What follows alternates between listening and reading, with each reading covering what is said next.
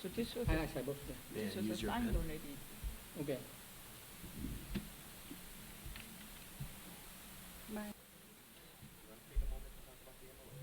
Okay. We Thank you, Representative Sayama. Dr. Nin and we started to work with the University of Hawaii, CITAR, and signed an MOU to do the taro project in Vietnam and also biochar project out of all place. And it was more than 10 years ago. That's how we began. And the Hawaiian, the taro product actually crossed over the ocean and went to Vietnam, and it was planted, and it became the Vietnamese taro. And that project was so successful. And then after that, they had a funding for the biochar project, actually contracted the biochar producer on the Big Island. And so that's how it all sort of began with taro project and the biochar project. And both were very successful due to his hard work and also collaboration in Vietnamese farmers, and it sort of expanded. But every year, he is a frequent travel to the U.S. and especially Hawaii, and then also Korea. He once had a delegation came to Korea for farming and also exchange of the education and training and so forth. So we had a constant, communication throughout over 10 years. And so through COVID, we even had a hybrid conference last year. So we did not skip any year. We were able to continue on. So this is a combination of our collaboration and coordinating work, and also future collaboration. So we are grateful for his intense commitment for working with Hawaii. And this time I wanted him to meet with Keone and Alikan Sini and Scotty and Charlotte Poe. And so that was how it was sort of from Korea to Hawaii and Vietnam. We are expanding our horizon. And I've been to Vietnam so many times. He hosted me graciously, incredibly. And I met all of his colleagues and partners there and government officials there. And we brought Korean government to the Green Tea project. So we have a quite extensive project to do Korean green tea to support, also with the funding and technology, the harvesting, and also the production and marketing support from Korea. And so there are projects underneath that are actually very grand scale. So today's MOU is to introduce what you're doing in the Hawaiian Committee and for the state of Hawaii, and specifically what Keone and Alika and Sini and Charlotte and Scotty is doing. And so that was my purpose for this MOU. So this Soiba project is a digital transformation and also digital platform project that we wanted to help in Vietnam. And so we wanted to have this opportunity to have this next step after the forum. And so that was our purpose. And so also all of the Vietnam delegation are here, and they are being witnessed. And so we also will probably have a delegation to visit and to Vietnam, and they're coming. They already have a plan for Korea in October. They're going to have 30 or 40 delegation coming to Korea, and so I may go there to assist that. But I have organization in Korean government to support the Vietnamese collaboration with Korean government. And so we are establishing city, and we have an education program and exchange of in the agricultural sector, technological sector, and also now energy and even hydrogen, and also what the TIPS Hawaii and Hula Holding are doing in Hawaii. there could be significant guideline for even for Korea and Hawaii to innovate or follow and share. So that was our purpose. So if you don't mind, speak a few words Okay. about MOU. Yeah, thank you very much. Yeah, I think that as Janice said, this we have been working together more than 10 years for several projects. And so my listed is the biochar project and the taro project and the agriculture project, even marine culture project and coffee project. And we continue now with our state of Hawaii for the energy, renewable energy, hydrogen project, also infrastructure, and also we continue to work with the resident community for both country, and police with the SOIVA, the top Korean company, this global scale company for digital economy, for digital bank, for industry park, and for the culture. So both in this memorandum, both we also cover the culture and tourism between Vietnam and Hawaii, and between Vietnam and Korea. And also we launch Vietnam, Hawaii, the platform for business. This the preparing phase for the next few years. We set up the Vietnam Hawaii Business Council when we have the fixed member. So I think with these two MOU, we cover all area of the Vietnam and Hawaii, state of Hawaii, and Vietnam and Korea. This fit into the policy and strategy of Vietnam, of state of Hawaii, the West, and the Korea. So I hope that this will promote, so many company, stronger company, we come to Hawaii and Korea and invest from Hawaii and the West, and Korea come to Vietnam. So I think this, that in this year, Vietnam GDP is about 7.5, and inflation is below 4% CPI. So that means, Vietnam is one of the, the image country in Asia in this decade. So and so we have more and more company is stronger, and the income of Vietnam is increasing. So I think we have now the capacity, and the company also we have the capacity to work with State Hawaii and with Korea. And I hope that our long historical, very important historical and personal contact, as led by Congressman Say, Kevin Say, the one of the historical man of the state of Hawaii, and the new other senator and representative as we have here. I think this I really appreciate this the state of Hawaii for myself and for our people of Vietnam. I myself was in the West first time 35 years ago in Boulder, Colorado, when I started to work with climate change in National Center for Research.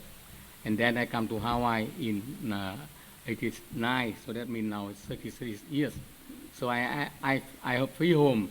I feel my home, Hawaii, when I come back. And I hope that you also feel home in Vietnam. I hope that this MOU we sign now strengthen our collaboration between two countries, two people, and and we encourage the people, the culture, tourism, the company, to work together and mobilize more funding, not just from Hawaii, from Korea, and from Vietnam, but from other countries to invest for our country. And I hope that all of Vietnam nation here, I hope that everybody here happy with this trip. And I wish the Hawaii people and Vietnam people, see the friendship, fruitful friendship and fruitful collaboration forever. Thank you very much. Thank you.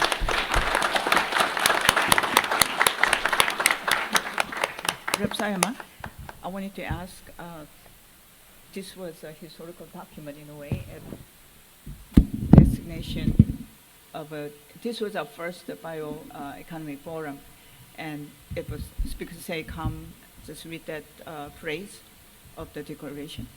Okay. Okay. Oh, okay, thank you. Sure. So this is just first part, just top. Yeah, okay, so this is House Resolution number 7 from 2017, signed by then Representative Calvin Say. Designated January 24th, 2017 as Bioenergy Day to raise awareness of the significant environment and economic benefits of bioenergy and its many applications. So this goes to show how long of a tradition this forum goes back, and hope that I could continue to help push this forum forward. Thank you. Thank you. Thank you. Thank you so much. Thank you so much. So we, so in a say, it this one, we show that we are legitimate forum. They're working closely with the state. It was not at all possible without Speaker Say's servant leadership and his commitment and his pro business mind and open-mindedness to global partnership. And also joining us is also young, very energetic Representative Sayama. We just greatly appreciate his office and Evelyn He's incredible service behind the scene, and we could not pull this out without her and Representative Sayama's kind leadership as well. And so lastly, we have 15 minutes to finish, but I think we're going to finish early for the ceremony part. So any questions from for the panel? Sydney, do you have a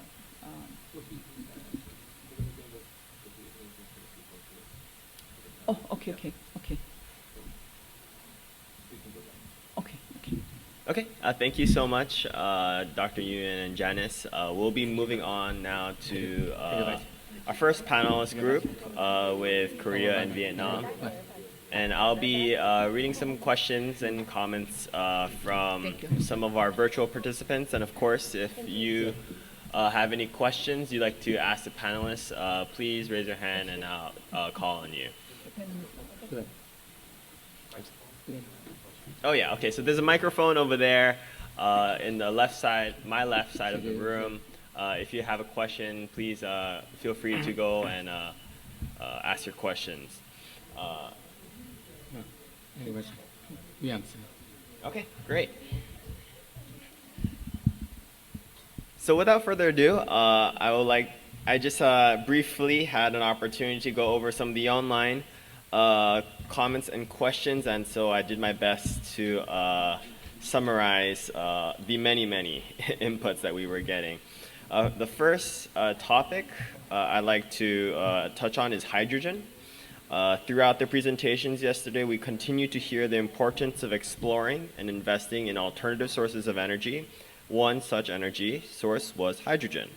9 months ago, Korea's Southern Power brought the largest hydrogen fuel cell power plant online. Similarly, Vietnam company TGS announced plans to build the country's first hydrogen plant. So this is the question: what successes and challenges have your countries faced with hydrogen power, and what will its future be? Do you want to go first?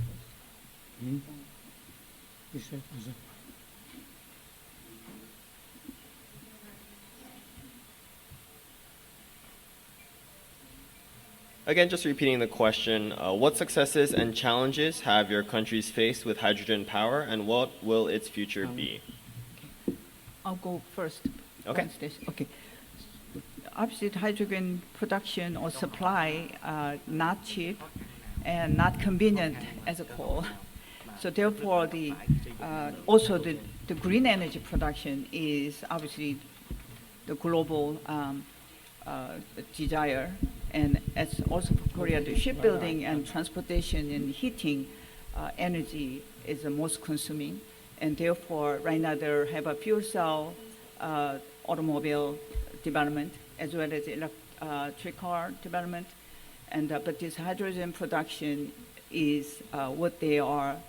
That's why they established a $1 billion fund for not only the R&D, but also the supply chain, as well as production in the government industrial complex.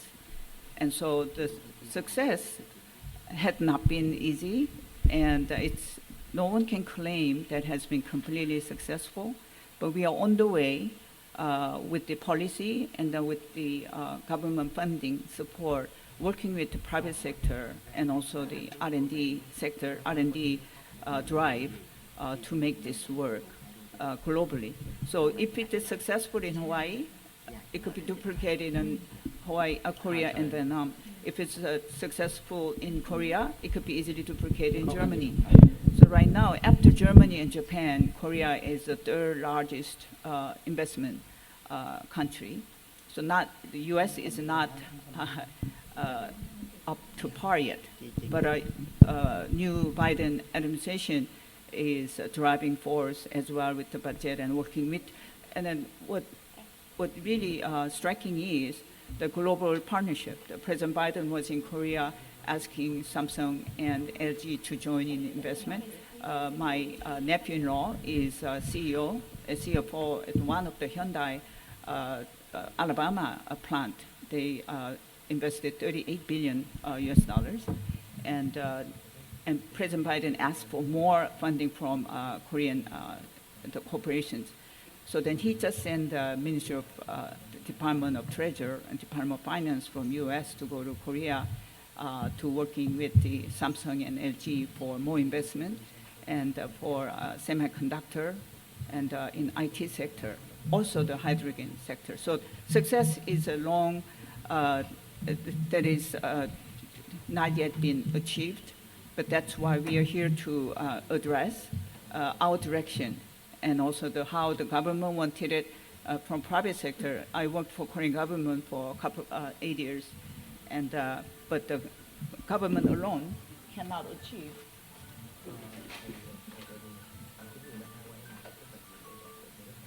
achieve anything alone, and therefore the private sector and R&D academicians come all together for partnership.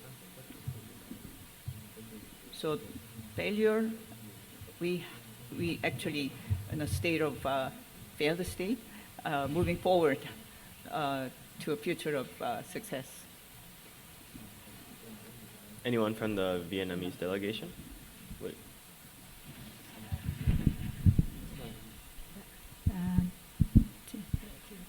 Về việc phát triển hydrogen ở Việt Nam ấy, cũng giống như Đông Nam Á nói chung, thì đang cũng gặp rất là nhiều cái trở ngại và khó khăn. Nhất là về phía ở Việt Nam ấy, tình hình chung ấy, thì là cái năng lượng, nhất là năng lượng sạch, nó rất là quan trọng, và cái năng lượng cho nhu cầu công nghiệp hàng ngày cho đất quốc gia ấy, thì nó còn quan trọng hơn nữa. Tuy nhiên là về phía để định hướng phát triển hydrogen thì quốc gia Việt Nam ấy cũng là những nước mà đang nghiên cứu và đang tiến hành trong cái việc là làm sao để đưa hydrogen vào trong cái quy hoạch của điện, cũng giống như là trong cái việc phát triển năng lượng mới.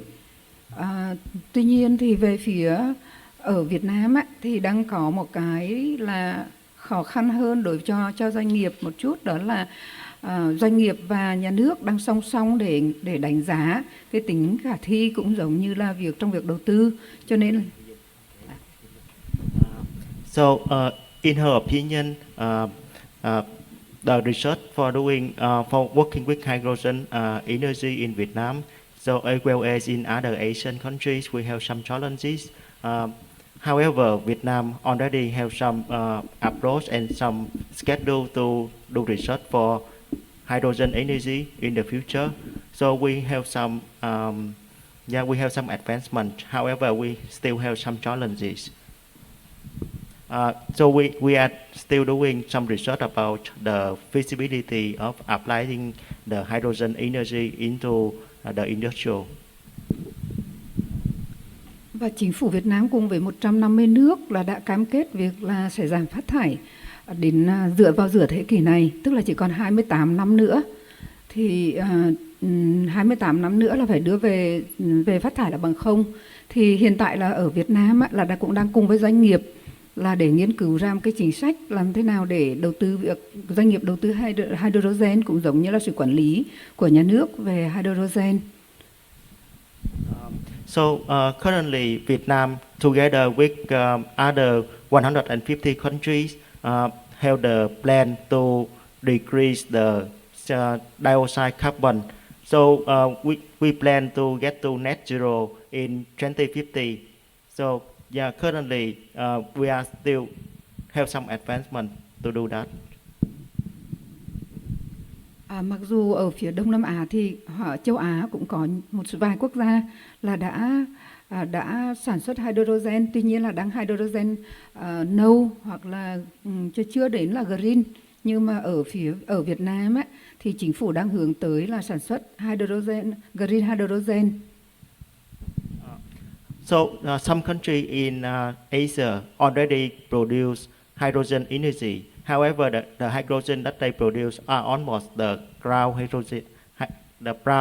hydrogen. However, in Vietnam nowadays, we can produce the green hydrogen.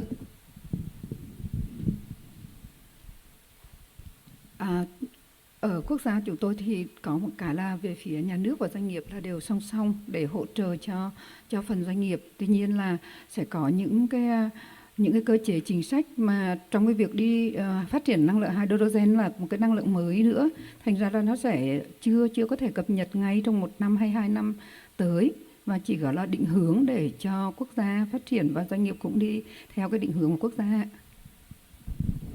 So in Vietnam, both the government and the corporate sector, we work together to develop the hydrogen energy in the future. However, we could not get the immediate result in the next 1 or 2 years. However, but we have the plan to develop the hydrogen in the future.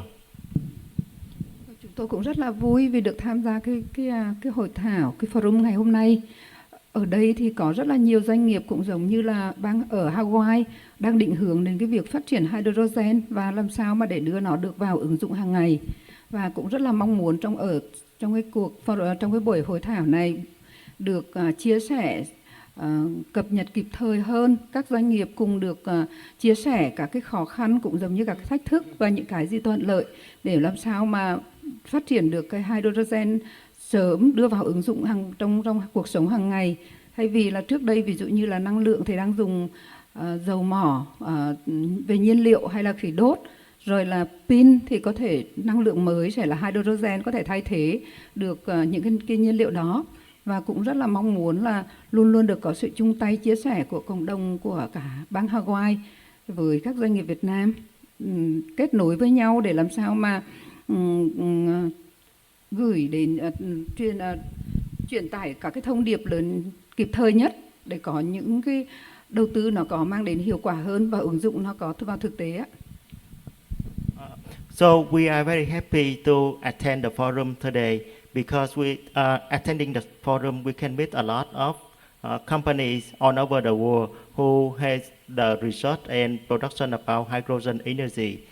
So we expect that coming together, the Vietnamese companies as well as the Hawaii companies and other companies all over the world, we can work together, share the knowledge and share the insights, and together we can make some investment or cooperation in the future for a better future for the human life. Just wanted to follow up on your answers. Janice, you, I think, described hydrogen as one costly and inconvenient, and I think from the Vietnamese delegation you know, noted that any results from hydrogen production were not very apparent in the short term and would take at least 2 years for it to be fruitful. In this day and age, you know, we see the IPCC reports come out every year emphasizing the need to move quickly. I just want to ask, do we have the time and resources to develop hydrogen fuel to the efficiency we need it to be within the time frame that we have? There are so much hypes of the hydrogen, including green hydrogen. There are so many R&D projects ongoing. Even the DoD Korean, even the US DoD and NOAA, and even all the scientific technological institutions under national agencies of science and technology development in the U.S.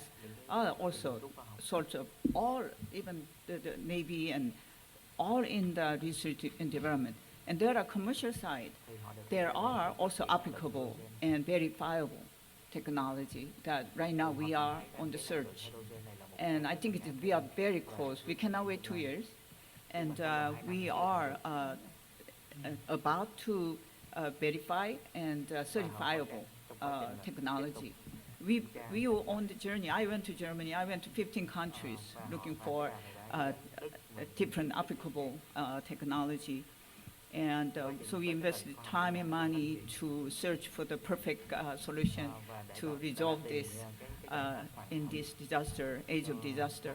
And therefore, just like you, Rep. Simon said, we cannot wait 2 years. And so I think it's about to break. We do have the solution. We do have those, the system that are already working. And that's what we are about to actually go and verify and the contract right there. So in September, the Korean delegation with the even Korea Electric Power Company, largest the government entity for just like a HICO, public listed company, they have a delegation to come. Actually, they were going to Oregon for one hydrogen system. And they're gonna I asked them to come to Hawaii and stop over, and we'll have a hydrogen discussion. And they have an $8 billion behind their scene. So we are on the journey to make that happen this year.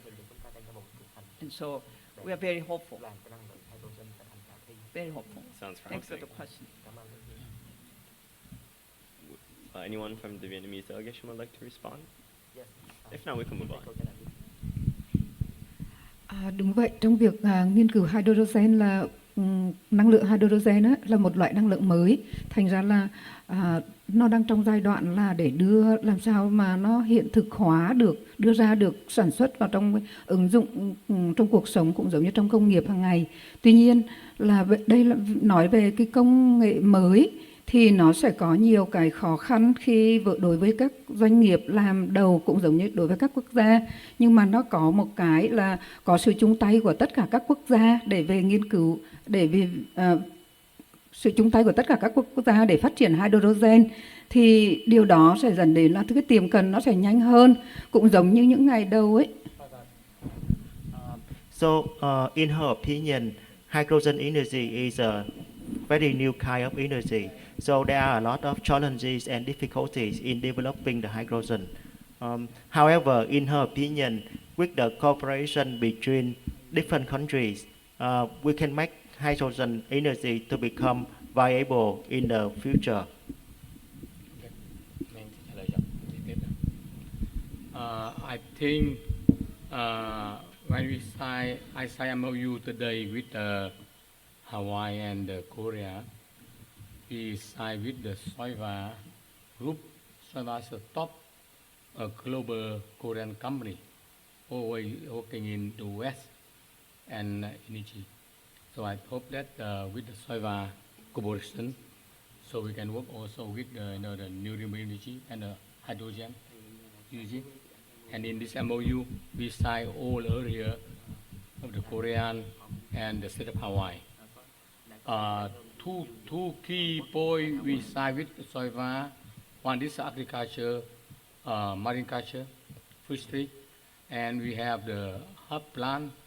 We work with for the green tea or the other hub plant in Vietnam, joint venture with Korea, so with the Bruce in Vietnam, with technology from Korean, the international market, and also with we how qualified product is qualified as Korean internationally, and it's to global market.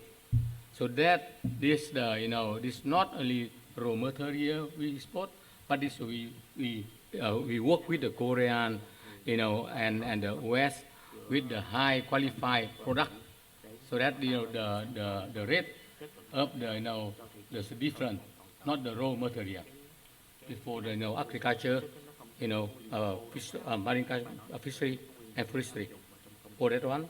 So that means we don't like to be the country just export the raw material. The first one. The second one, we work with the Korea, the state of Hawaii, and the West on the high tech and digital economy and IT, so that we use the updated technology from SOIVA, from the West and state of Hawaii, and we work this alliance. So I signed with MOU with the Hawaii state of Hawaii. This the alliance of the company and other community for sustainability. So I think now Vietnam, we involve deeply international community. We become a committed member of the international community. And I am committed to work on climate change, for Vietnam, for Hawaii, state of Hawaii, and for Korea. So I think this, we get updated technology and the financing from not only from Korea, Vietnam, and Hawaii, but also international donor, and also the for example, Green Fund, Climate Fund in Incheon, even many other funds, so that for the sustainability, and including the fund for the green energy. So I think for this cooperation, we cover all the area, including culture and tourism.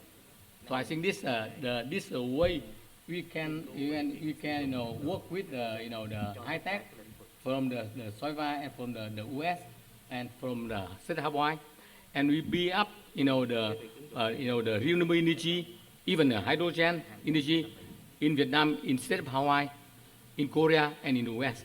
I think this the alliance is alliance, and I hope that in the next few years, in this decade, Vietnam become a good member and committed member of international community. I'm sure. Thank you. I think we have a question from the audience. Oh, wait. Thanks, Representative Sayama. So Doug Adams, County of Hawaii. The couple things. First of all, really appreciate the comments that have come from the international delegation that's up on the podium at the moment. I just wanted to identify that in our situation here, there's a player that's not here, and that's the utility, right? So anything that we're going to do that's going to be associated with hydrogen, and particularly green hydrogen, it's going to involve Hawaii Electric, which of course is a publicly is a public company. But in saying that, I especially appreciate the comments about the private-public efforts needing to be a part of any movement forward. I completely agree that in this particular venue, the government, whether it is a local government or whether it's a federal government, needs to be participating with our potential partners in moving towards the hydrogen future that I think we're all looking at. We understand that there's going to be a transition. You all are ahead of us when it comes to the efforts. We're not 2 years away. We're much further away than that.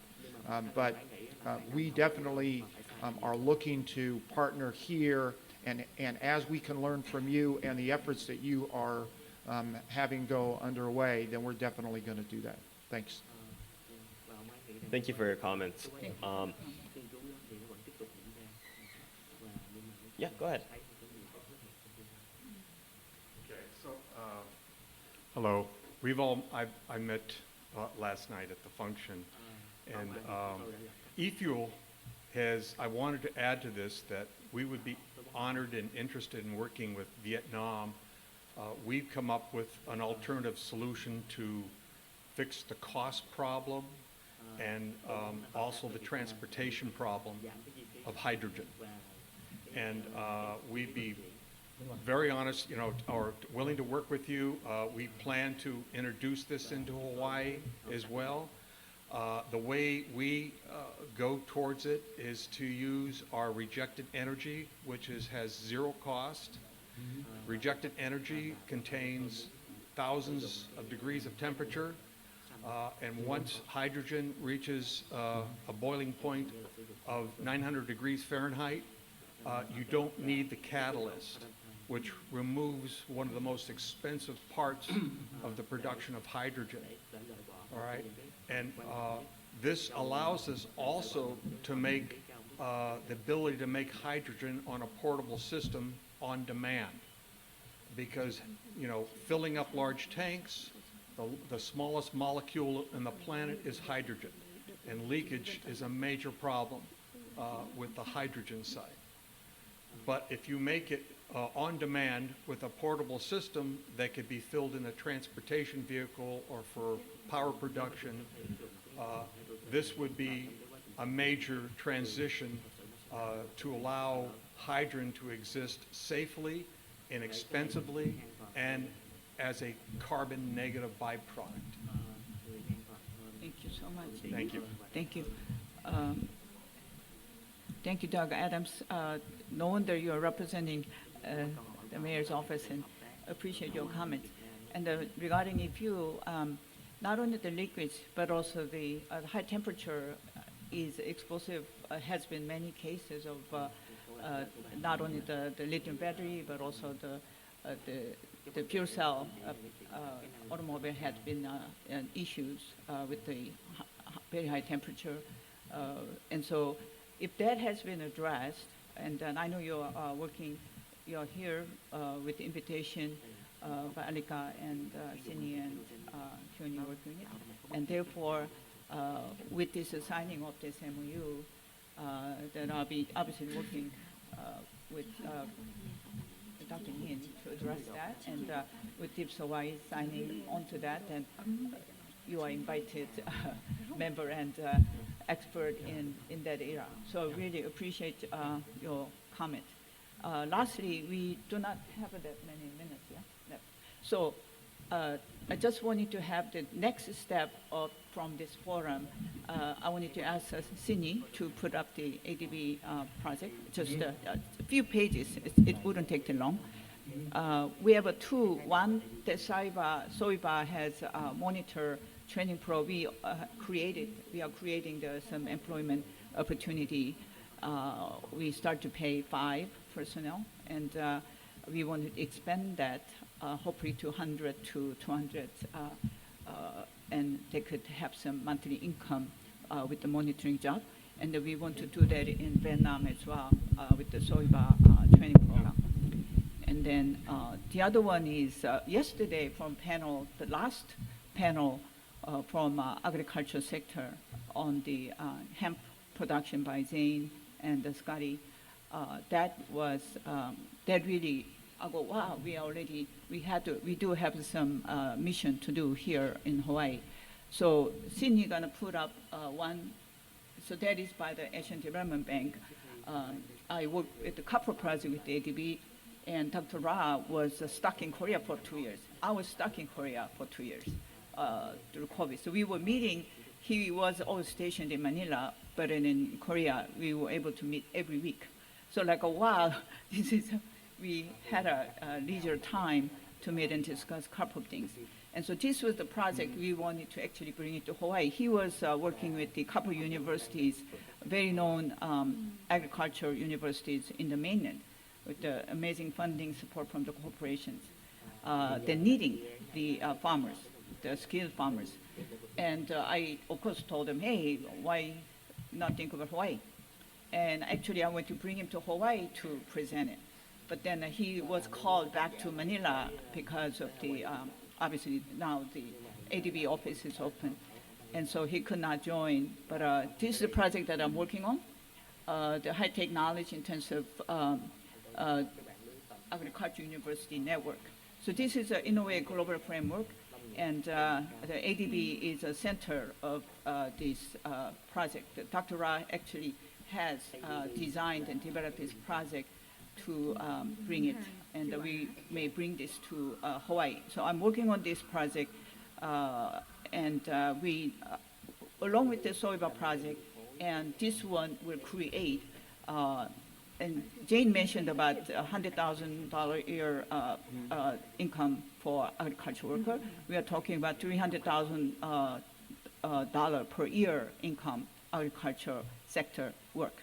So it is a very intensive program, but I think it is already workable. We already set up the framework, and we may establish this in Hawaii. That's what I'm driving to bring Dr. Ra to meet with Speaker Say and also Rep. Sayama in order to make this work.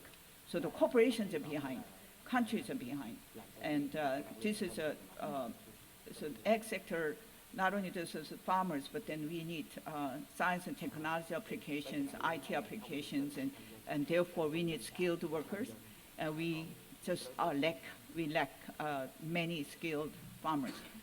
And so Hawaii, if Hawaii can provide those labor force, then even the SOIBA is interested in, and ADB is interested in, working with the state of Hawaii to bring this center. And so that's our next step. So from forum, this is our outcome that I wanted to give you a report today. Okay, due to time constraints, we'll just be taking one last question. Go ahead. Aloha. My name is Kapua, and I'm from Waianae. And so I'm very grateful to be here, my first one. Thank you, Councilman Say, former Speaker Say. And thank you all for coming here, because what I saw yesterday was just totally awesome. I mean, it's something that not only we here in Hawaii need, but the world needs. And so this information is very, very important. Regarding Hawaii, and obviously I am Hawaiian, I'm concerned about the land use, because our land is limited. And when we looked at your beautiful video, it showed just all of this awesome energy being produced, to help us for, not today, but to help us for generations down. Because that's what we need to always consider, is the world that we leave today and how we leave it for at least 7 generations after us. Hawaii is very land limited. And so, while I saw these beautiful facilities, I'm wondering about the land. So like Doug had mentioned earlier, another component that's not here, and I'm sure you folks discuss with them, is our electric company.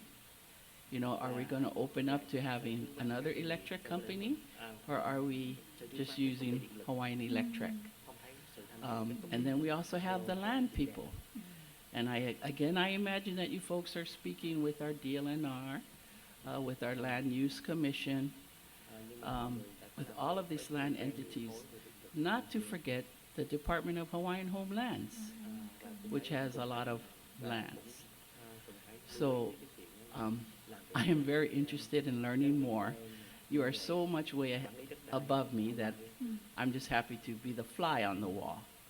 But I just want us to be cognizant that when we are talking about these wonderful energy producers and also our carbon, Alika and Keone, the things that you folks are doing, it's great, but let's always make sure to be transparent.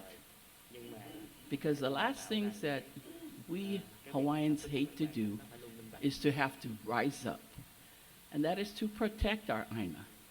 It's not in protest of good things that are going on. It's to protect what we already have here. And that's important to us. That's our culture. That's our way.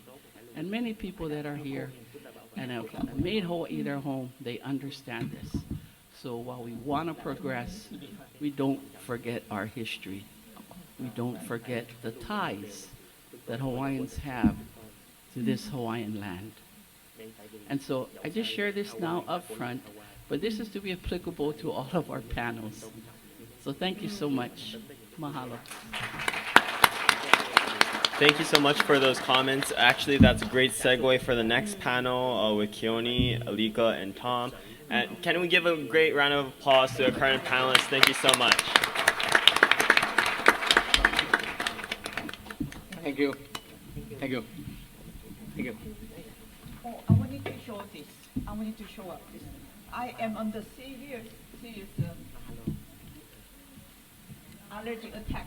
So Oh. for last 3 months, I'm working on this committee, and then last night, 2 days ago, I was looking for my oolong tea for my Vietnamese guests. So I went to St. Mark, couldn't find it. Costco didn't have it. I went to St. John with Keone, couldn't find it. So 9 o'clock at night, I went to Don Quixote. Finally, I got my oolong tea for you and milk tea for you. And so I was so scared of mine. So every forum, this is what I do. I have to pick, my donuts at the Kamehameha Bakery, 7 o'clock in the morning. I have to go to Korean rice cake, and I got to go to Japanese place, and then Don Quixote.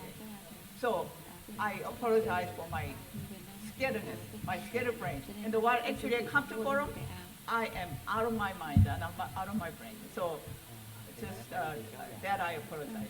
But anyway, look at this.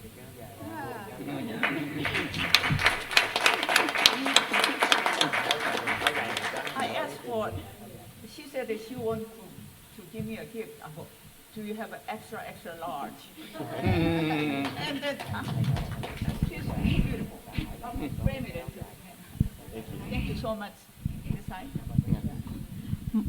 Maloha, everybody. Mahalo, everybody.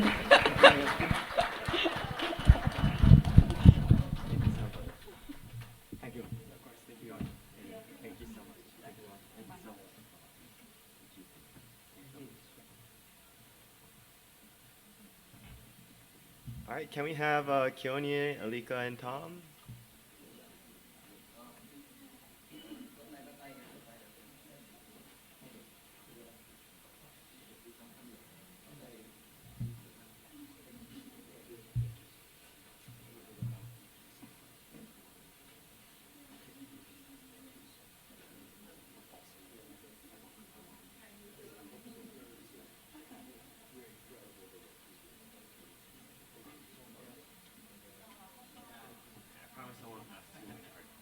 Wow. The hotter the better. I love them.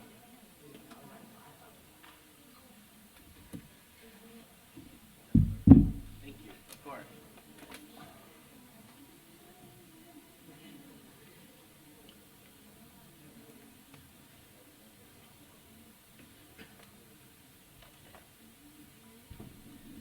Alika goes in the center because he's the voice of reason. Over here. Oh, You need a mic?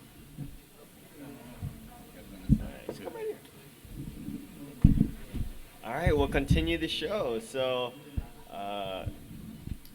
first we have a few questions of interest regarding the CCSU consortium. So one thing I want to start off with is a question. What research and development plans are there for the CCSU consortium to produce biofuels and bioproducts? Is it going to be state, CTAR, or privately led? And the commenter noted that Scotty seemed to have the solution for this. Scotty does have a solution to this because he's a man of action. And it's a partnership, and I think the best way to describe this, it's gonna come from community.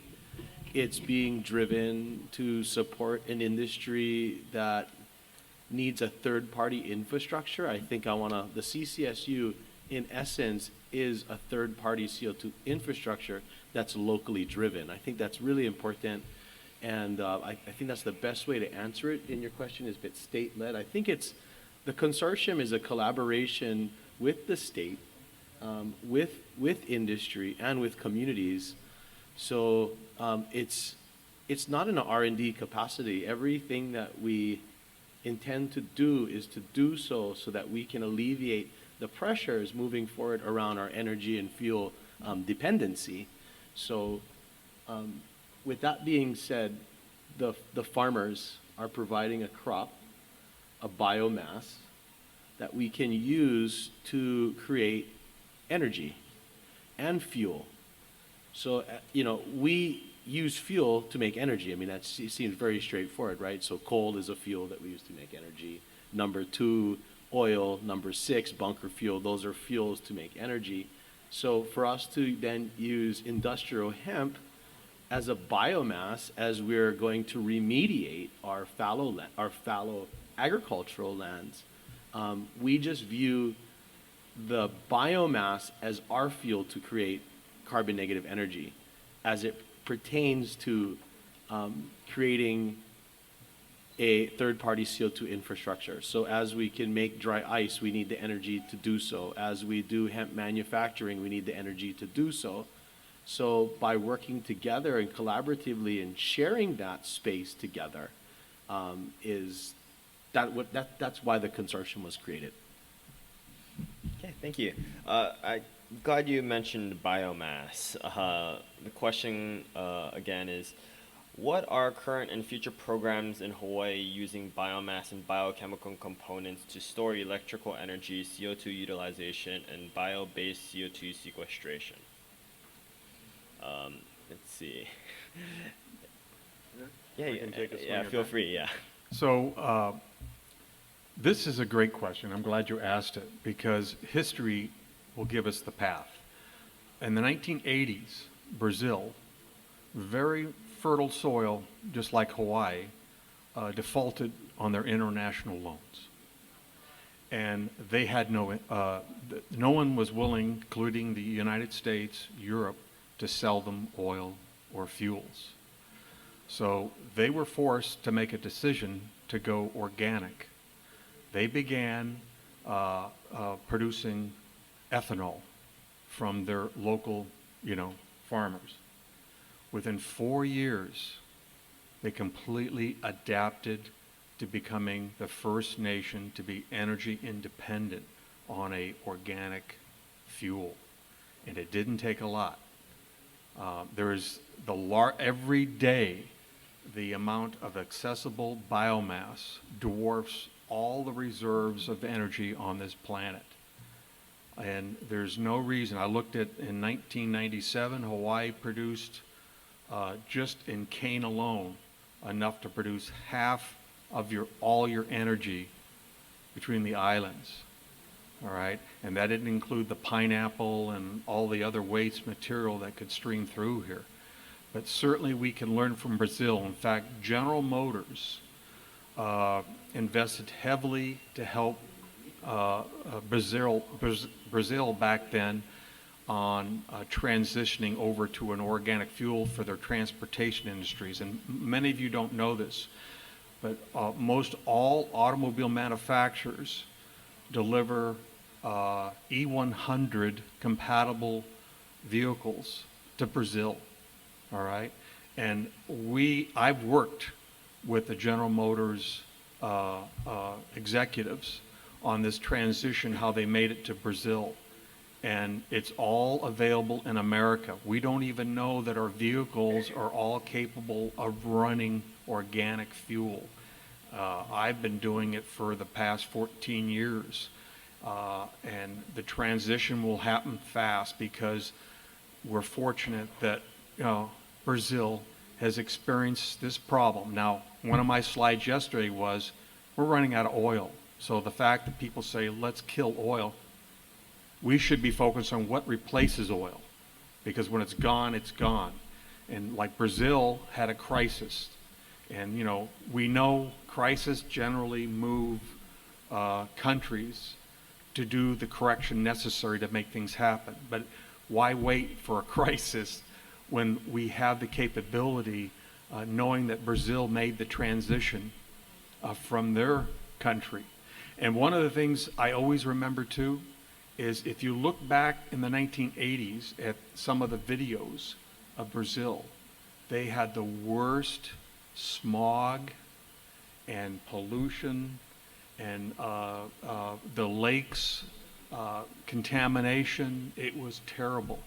You look at videos now, they have a clean environment because they went organic. And everybody doesn't remember that, but I remember that. So I think that will answer your question about storing energy. We already have energy on this island.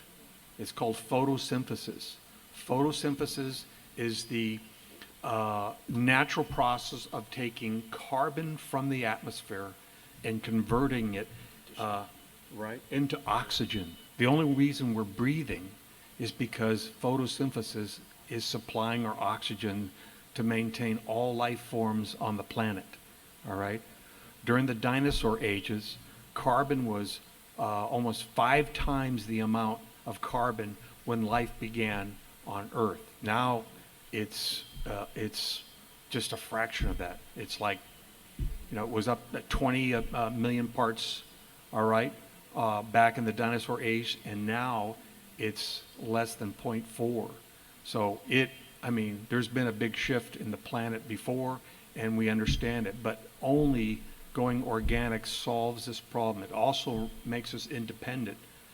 And I think Hawaii has to make a statement. You can be independent. You have the resources more than anybody else to make this an independent energy producer. So can I just, Yeah, go ahead. can I just, hello everyone, my name is Aliko Watts, and I just want to caveat on some of the questions that came out today that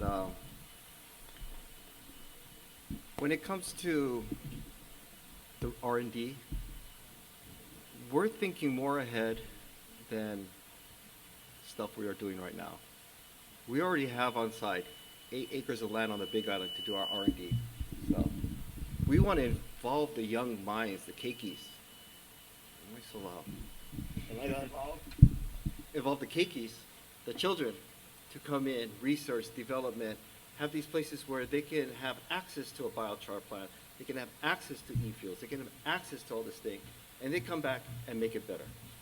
And we want to provide, we want to be very transparent. If you look in this room, and we wish we could have more people, so hopefully people are watching this now, they can come next year's one, but there is a caveat, a variety of different people in this room, okay? We even have HECO in this room, okay? So everything we're doing, we want to work with HECO as part of the solution, not becoming part of their problems, because we all got problems out there, so we don't have to add on to this. And when we think about the community and the keikis and everything, we're here to grow people, not just the farming. We want to grow people. We want to develop people. We want to make good jobs here so our college and high school graduates don't have to go to the mainland to look for good jobs. We want good paying career jobs. We want to help make houses that they can afford and work together. We want to bring back that strong community sense that I had as a child when I was growing up here in Hawaii. And if you look at some of the pyramids, I know me and Keone goes to the meeting and we're like the only kind of corporate person there and we get the stink eye. But once they realize how we're trying to help, it's kind of like the individual is on the top, not the corporate on the top feeding down. And we're on the bottom supporting. That's where we want to be, supporting the communities, supporting the farmers, supporting this way up here where we can bring life and things upwards, like the roots, bring the roots up to where it's needed.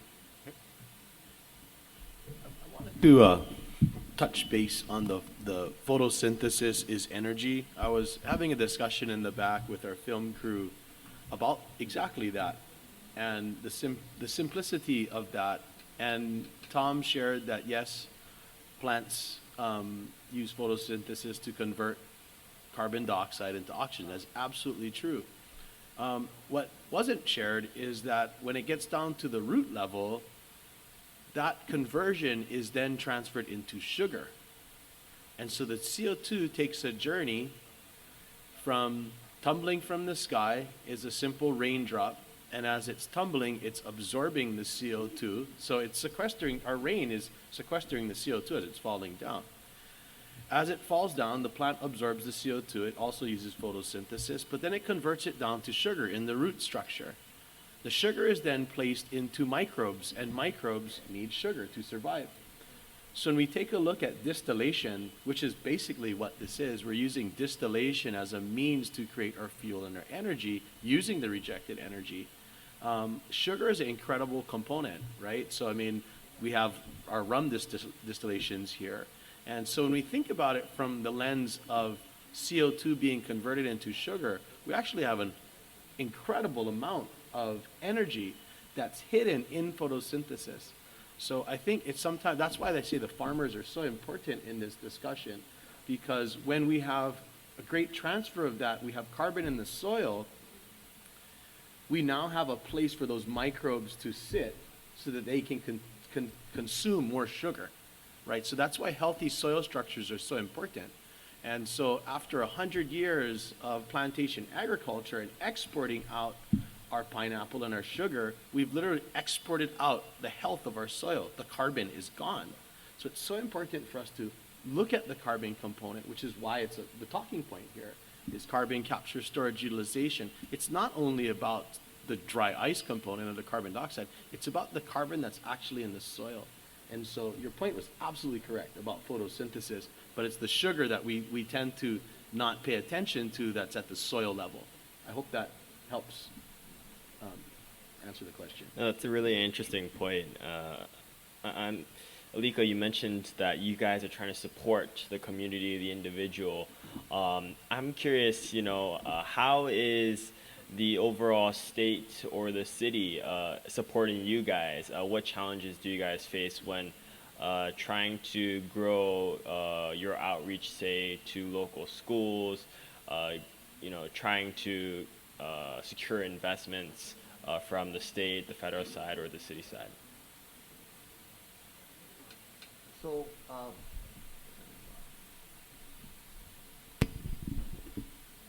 I mentioned that thing corporate, that me and Keone are corporate people. We're the most puka pants, puka shirt guys out there, okay? We're not really corporate, but when we go into certain venues, we're like the enemy. But once they get to know us, we're not. We're just like everybody else, and we want to help everybody else. And the beauty about a consortium that we have, and it's small, and we want it to grow, is that it's made up of profit and nonprofit. Because we got to listen to the community. Nobody wants to come over here, hey, we're going to do this for you, and it's all great, and you're going to love it. But that's not what the community needs. They might need this, or this and that. So we have to be adaptable to hear what everybody needs. And when we do that, we want to also be sharing that information with HECO, and we're also working with the state and the state government, city government. Now, we're new. So we're trying, this is all new territory for us. So we're new, trying to do some things, but we want to work together with the private sector. And in fact, just if you want to talk about your bill, that was a huge thing that came through with the state and the legislature who believed in us and gave us a grant. So Keone got his dibs, and you want to talk about that? Absolutely. I think Senate Bill 2865 and the language that was drafted in Senate Bill 2865, it came from the community. Kapua, thank you so much for your comments that you stated early. I feel like you should just sit on the panel, come join us here on the panel. And hearing the direction and what you're saying is absolutely true. And some of you may remember that, Auntie Karen was in a room in 2018. We were talking about CCSU at Kahumana, organic farms. And we were just starting to touch on the subject matter around carbon capture. We didn't know Tom Quinn at the time. We were heading in a different direction. The SPURB wasn't even a consideration. It was just really about understanding at the organic farming level with Ma'o and Kahumana at the time about how important carbon dioxide is. And it was just creating an awareness around carbon dioxide isn't bad. It's actually essential to human life. And it was really well received. A lot of people from the community showed up, and what had happened was it created, people started to feel comfortable about it. I didn't know that. I didn't know that carbon was so important. I didn't know that we can dissolve CO2 in water. At the time in 2018, we were looking at our wastewater treatment plants and using biomethane upgrading. We were focused on using the biogas from our wastewater treatment plant. And I was like, well, 64% of the biogas is methane. The 36% of that was carbon dioxide that's just released. And so we started going on this track to see how can we pull the carbon so it could support agriculture. So this conversation around CO2 in agriculture stemmed out of Waianae. It came out of a place of awareness and education back in 2018. So it takes time to get to this place. And that's why when it came time for Senate Bill 2865 and Senator Maile Shuma Bukuru to come, it was her idea. It was her recommendation that this come out from our community. And because there was already enrollment, there was already understanding. And so I think it's just very important that this came from the community, and it wasn't something that, We wanted to have involvement. We wanted to have engagement. We wanted people to be proud of our simple approach to look at something differently. I hope that kind of brings a little light. Kupua, you should be on this stage because every point that you said is remarkable. So thank you so much for you participating and representing our coastline. Mahalo nui. I have a question from a user for Tom. How is the government encouraging the benefits that are delivered at scale in their programs and partnerships with industry? And this user seems to feel that you have the answer for this question. Absolutely. So,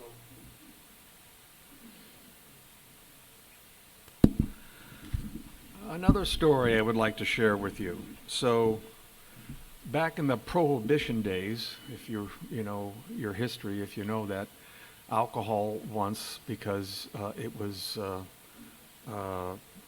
well, it was formed in about 1860s or something like that, but they prohibited it because people were drinking it, and it was a religious thing, and the Rockefellers finally passed an initiative to ban it. And one of the things that they used for alcohol, and Henry Ford, was for the automobile. Gasoline and kerosene was not the first fuel that drove the transportation industry. It was alcohol, ethanol, all right? And why was it ethanol?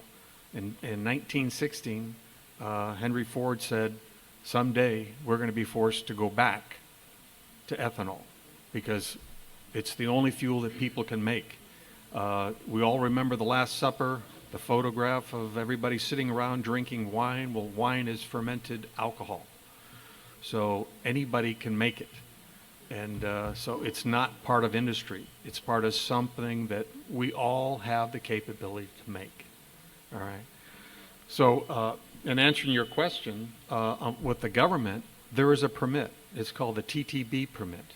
All right. It's part of the Transportation Department. It used to be part of ATF, but they bumped it out and they moved it to an agency called TTB. TTB has a license. You're allowed to make your own ethanol fuel independently, costs you nothing. All they want to do, you fill out one-page form, all right? And this has been around for a long time, since the Prohibition ended. They had to give the people a chance. And why did they do this? They did this out of fear of losing control of energy. What happened? Because the fear back then was in Pennsylvania, when the Rockefellers started making, drilling for oil and stuff like that, well, this thing could run out in a few years. They didn't understand it, all right? But then everybody started digging around the planet, and it lasted for many, many years to come. But as I mentioned yesterday, it's ending. They're pumping water just to get what remaining oil is left under this planet to the surface. And so if you look back and what the U.S. did after the Prohibition, they provided this. They knew this would happen. And it's been on the books. You could Google it, or we'll certainly provide the form. I'm actually, I've got a license, no charge. I didn't have to pay for anything. I just have to report every year the amount of alcohol I produce. So individuals are allowed to do this for their families. And the one requirement is, which unbelievable, is if you transport it or you sell it, all right, there's a tax on it. But there is no tax if you consume it. So not in your body, as much, but that's true. You can for energy. But wine and beer and all that stuff, actually there is no tax for that. But once you transport it or you try and sell it, it becomes taxable. But with our technology, the alcohol is produced and consumed at the same time to produce energy. So it doesn't necessarily have to be transported off the property. It's made to comply with the U.S. And I can tell you, all the countries that I've been at, and I got over 4 million miles, airline miles, most countries have the same capability because our forefathers were nervous about oil, and the day has come where now it's very obvious with the inflation that's created into the world, because oil is now being depleted. And so we're asking it to stop it, but we don't have to. What we need to do is plan what happens when it's gone. And that's why I'm here. That's why, 14 years ago, I said, I see this problem coming, and we got to get going. And that's why I put my own money into e-fuel. So this day, when we know now that it's coming, we would be prepared for that on an individual basis, a consumer basis, as well as industry. The technology for what we do can be applied towards the average American home, which, by the way, 80% of America's power represents less than 25 kilowatts. 80% of our energy consumption and power represents less than 25 kilowatts of energy. That's not very big. It's a very small generator. Only 20% is above that for industry.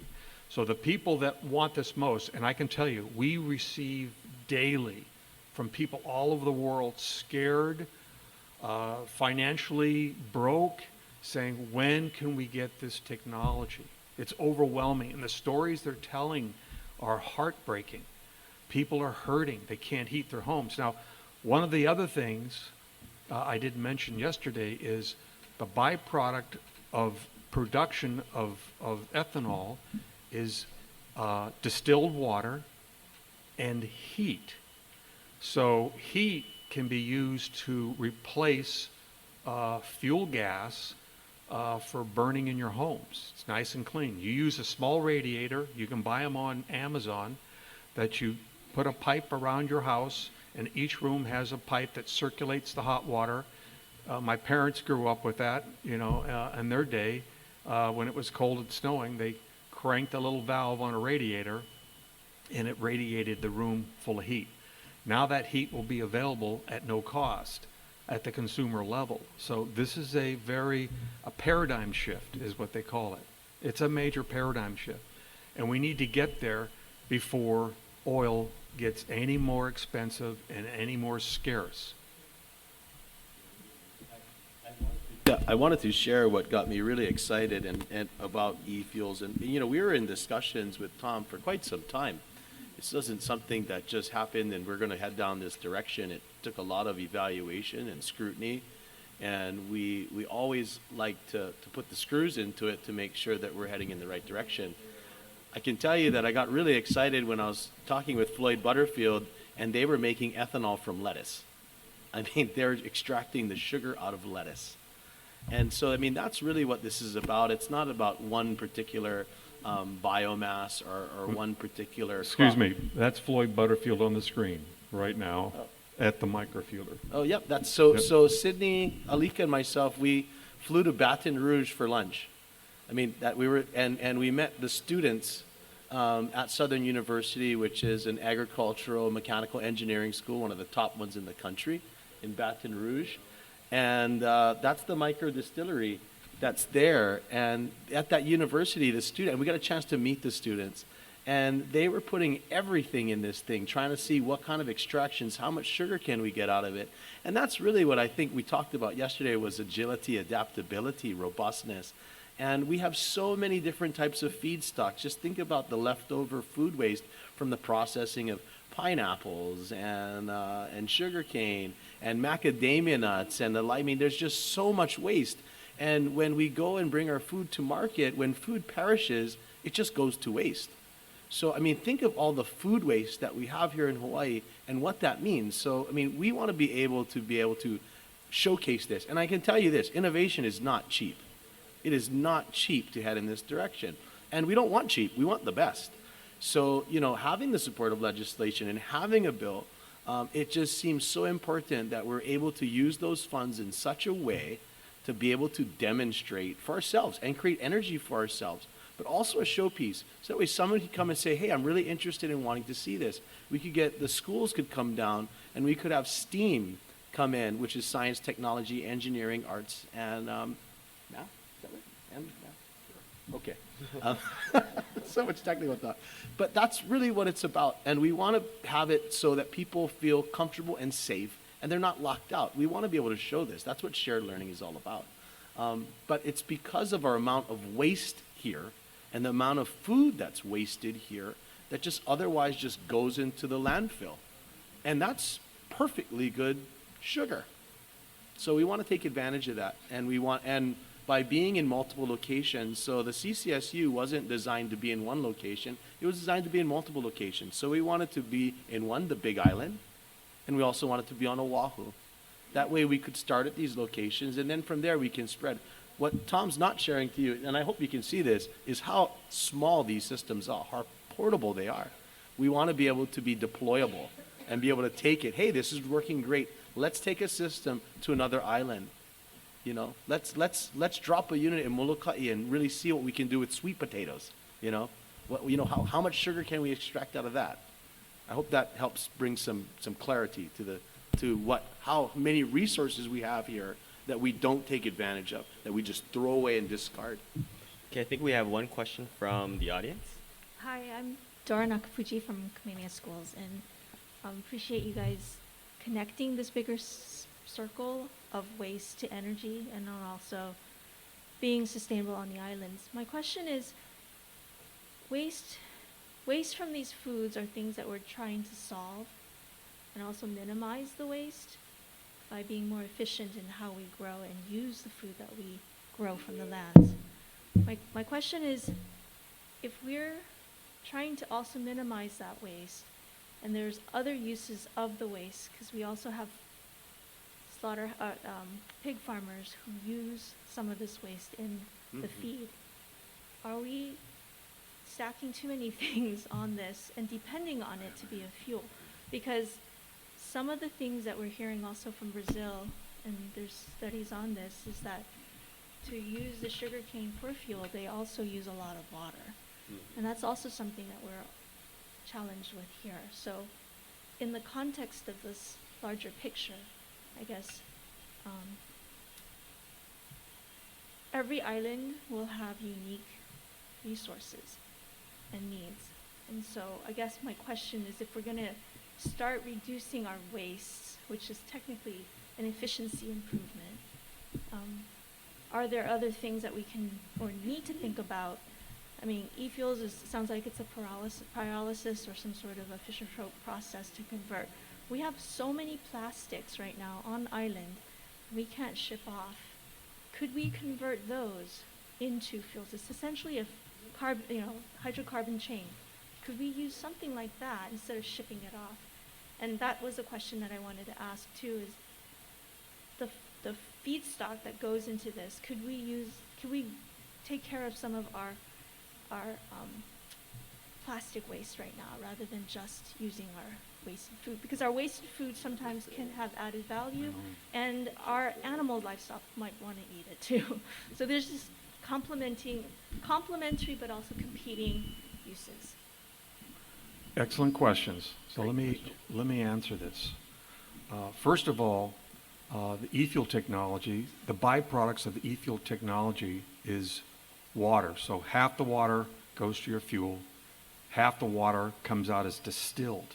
It's the cleanest water you can get. All right, so our byproduct is water. The other byproduct that we have is called stillage. It's organic fertilizer. All right, and if you go to the hardware store, you can buy the oil-based fertilizer, although it's going up in cost tremendously. The organic normally costs you more because people want to use something that's more organic, okay? And I think your question on plastics, I'm glad you brought it up. You know, my wife and I mean, if you've ever, I'm sure you met, when you take somebody took a sail, I don't know how many years ago, to get to Hawaii, they diverted towards the, let's say the south. They found this pool of plastic floating in a whirlpool miles long of plastic. And it's disgraceful what we have done to this planet. Not only are we strip mining the lands, we're filling our oceans, and it's terrible.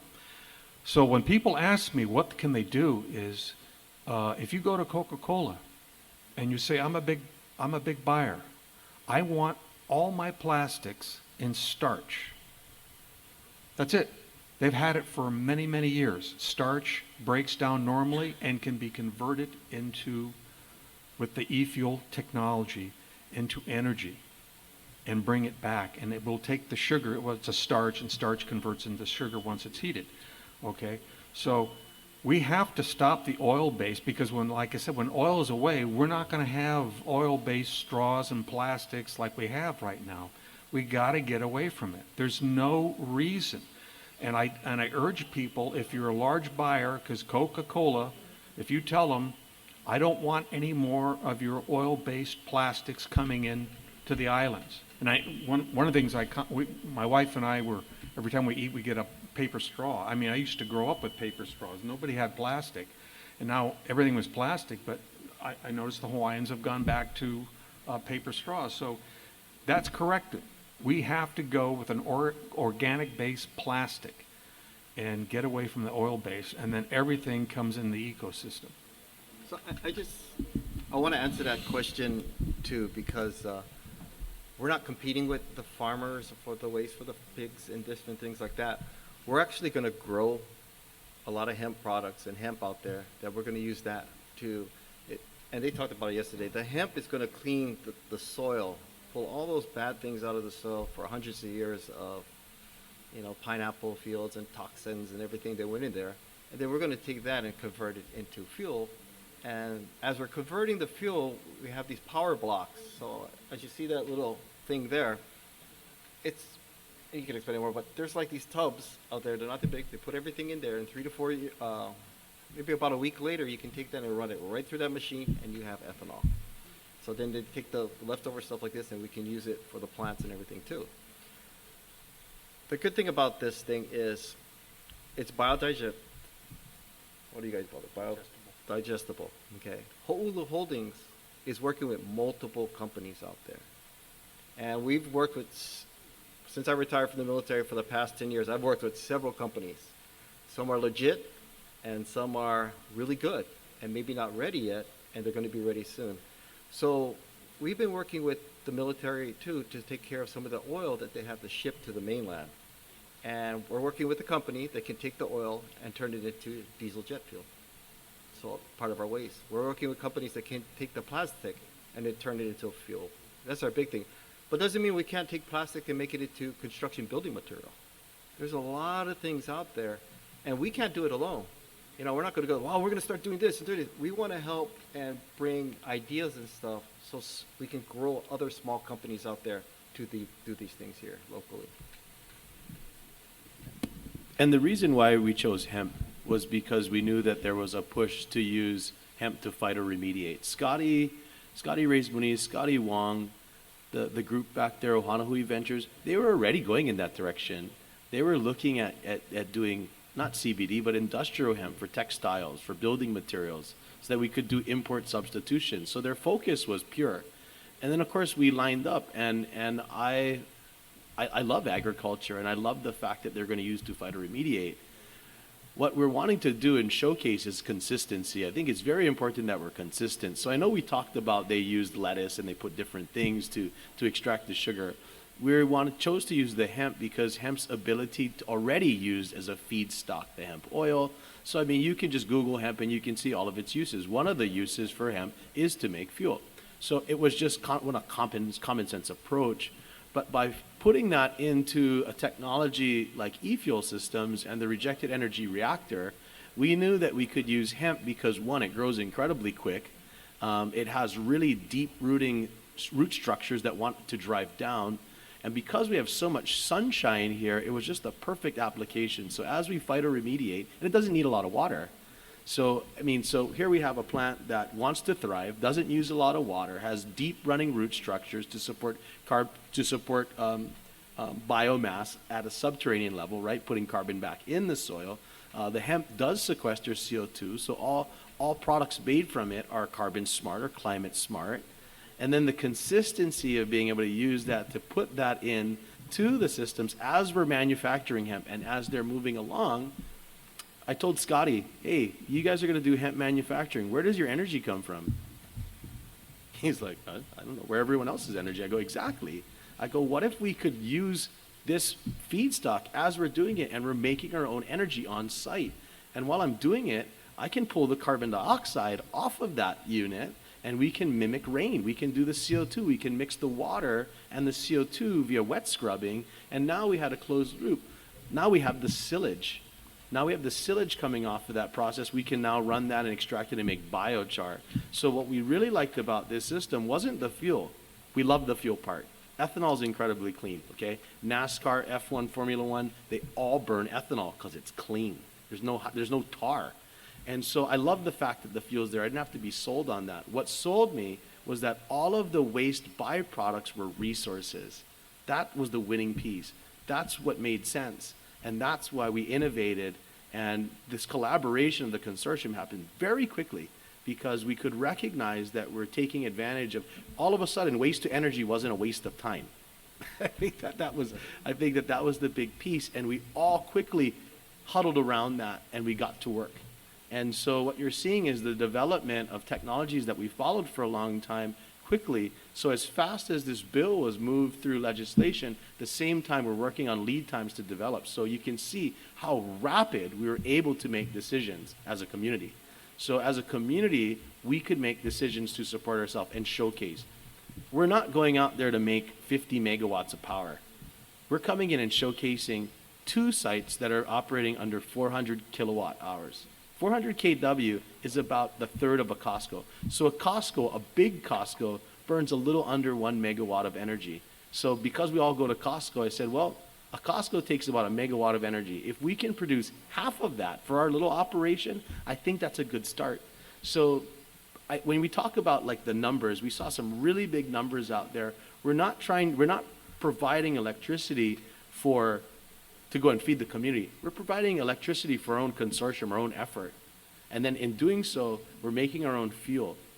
So when I can take my Toyota Tundra and Alika can take his Tacoma, and we can then easily convert our vehicles, and we start to put the fuel that we made into our vehicles, and we start to come to these community meetings, what a great way to showcase a commitment to ourselves.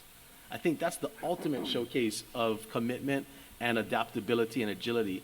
So the next time we come here and we're speaking at this level, we're going to be burning the fuel that we made from our own process on our agricultural site at our CCSU site. And so I think that's what got me very excited about this, and I'm just so honored to be able to be participating at this level with community, with great partners, with the farmers, so that we can just showcase it to anyone who'd like to see it. I just want to say one more thing. And I'm not picking on Kamehameha schools because I'm a graduate of Kamehameha schools, so Imua Kamehameha. That the reason why we're having 2 locations, most people just start one small place and try to grow. We're having 2 locations because on Oahu, we're growing a lot of hemp, and we want to utilize that for fiber. The fiber part of hemp, not the CBD part of the hemp, the fiber part of the hemp. And as we start making more and more fiber that outgrows our needs, we want to help start smaller local Hawaiian companies out there to make shirts, to do other things like this, to help them grow too. The reason why we're having on the Big Island is there are some invasive species out there. Albizia and eucalyptus is gorse, and eucalyptus is also an invasive species out there. There's thousands of acres of there. Now people say, don't cut down trees, don't cut down trees. Those are not the best trees to have there. I'm not a farmer, but if we can use that trees and make energy and do great things with it, clean the soil, and then pass that on to farmers out there. And I think on the Hamoku Coast, the best thing listening to the farmers there is to grow trees, grows fruits and stuff out there, because the wizards aren't going to work on it. So let's go back and build our Hawaiian native culture, trees, and everything we want to be on. But to do that, we got to get rid of that invasive species that was brought here for one certain reason for Japan. And I'm not putting anybody down. And now it's not a good crop up there. So. Well, thank you so much for the panelists. Can we give a round of applause again? Thank you. Next, we have our third panelists, Scotty Wong, Scotty Reyes Moniz, Charlotte Poe, Zane DeMello, and Pomai Freitas. I'm going to stay up and represent for Charlotte. Okay, sounds good. For Lei Foundation and Iki Alapono. So if you don't mind me, I'll continue to stay up here. Thank you. Oh, yeah, no, thank you.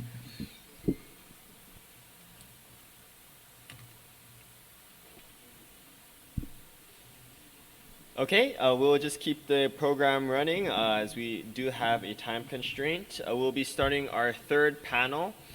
We have many panelists, so we will continue on.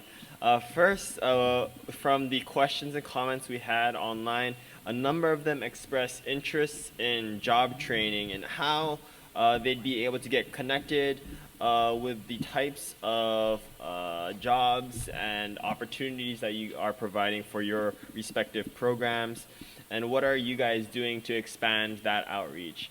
So if anyone would like to just jump in, please go ahead.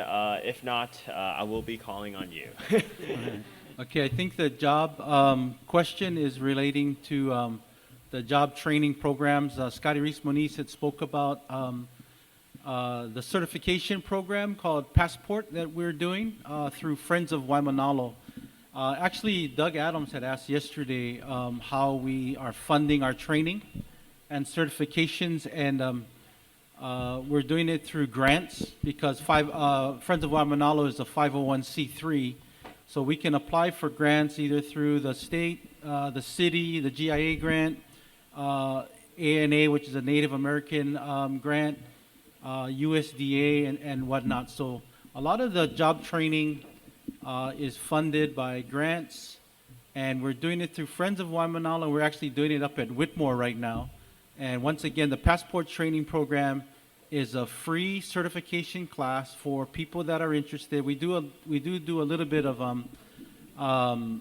vetting to make sure that you're going to come there, take the class, and actually use it. So it's forklift, grade all, scissors lift, OSHA 10, fall arrest, enclosed space, defensive driving, and I think that's it. But once again, those are free certifications we do through Friends of Waimanalo. We get donations from different companies. I do want to say Hawaiian Electric did donate to us on our last training class we did at the beginning of this year. So yes, so donations from companies and also grants. Friends of Waimanalo, and that's up at Whitmore Village right now. You can go to our website, friendsofwaimanalo.com, to find out when the next training is. We have another session coming up. And any of the, Keone just walked out, but if there's any dry ice trainings, I know that was mentioned. That's Keone and what they're going to do. And for any of these new jobs, Ike Alapono was mentioned, Lay Foundation, and Keone's back. These are this new technology that we've been talking about the last 2 days. You're going to need jobs for it, and you're going to need job training. And that's what we're developing through our Friends of Waimanalo and Lay Foundation, right, and the Ike Alapono program. So Keone could talk a little bit more if there's anything about job training for the technologies that are coming up. Yeah, so we like to call it a mentor-protege program. And we've successfully done this in the past where we're introducing practice. And when we invest in our workforce, we invest in workforce development, and that starts with training. And one of the first trainings we do is Red Cross, and that's CPR. If something happens to one of your workers who are out there, can you recognize that they're in trouble, and can we get them a position to get them help? So CPR is one of the first things we start with. Next thing we start to look at is a heat exhaustion. If one of your people are working, can we see the trends of heat exhaustion taking place so we can protect our fellow workers? So we start with safety. I think I heard some things about equipment usage, grade alls, scissor lifts, forklift training. We do, in DIBS Hawaii, we do fall protection certification as it goes with the lift. So if you're in a lift, you need to have fall protection. Not only just the fall protection, but we've done management, the people that can see the managerial side of the fall protection so that they can make sure that all of the people under that job site are protected. And when we start doing that, now we start doing dry ice blasting in a articulating boom lift. If we're up at 40 feet and you have the harness and you're doing the training, now we're incorporating compressed air lines and dry ice. So, I mean, we have to constantly constantly train ourselves, but we've already done, I call it the mentor protege. What happens is the protege becomes the mentor. And as we start to collect and re-sharpen our skills, we're constantly training to make sure that we're safety. That's how we can go on these federal job sites. That's how we can go into these places. We have to be compliant. We have to be safe. So when we can start to incorporate dry ice, for example, the handling of dry ice, how do people learn how to get into this field, this industry? How do we take wisdom and knowledge around cryogenics? There are very few cryogenic technicians in the state of Hawaii. I know 2 of them, and they both were great friends. So it's a transfer of knowledge, and Janice touched upon this. This is that high-tech training, the adult learning, and that's basically what we're doing. And so as we go and talk about these subjects, please understand that we're also training along the way. These aren't just concepts that are just here to be talked about on the table. We have to take these and apply these out into the field. That way that the people that are doing this work feel, not only do they feel confident, but they feel that their safety has been addressed and that there's a level of care. And we now start to look out for the person that's next to us. I can tell you that just only increases performance, okay? So this is it's all about, that's why when we go out to bid, we're not the lowest bid. We're the best value bid, okay?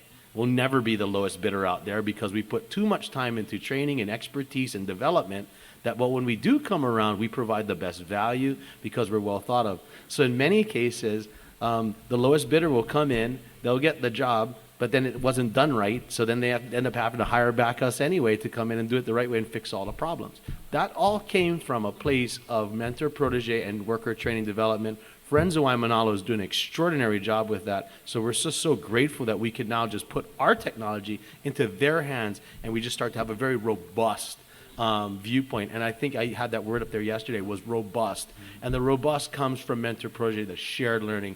That's what really holds us all together.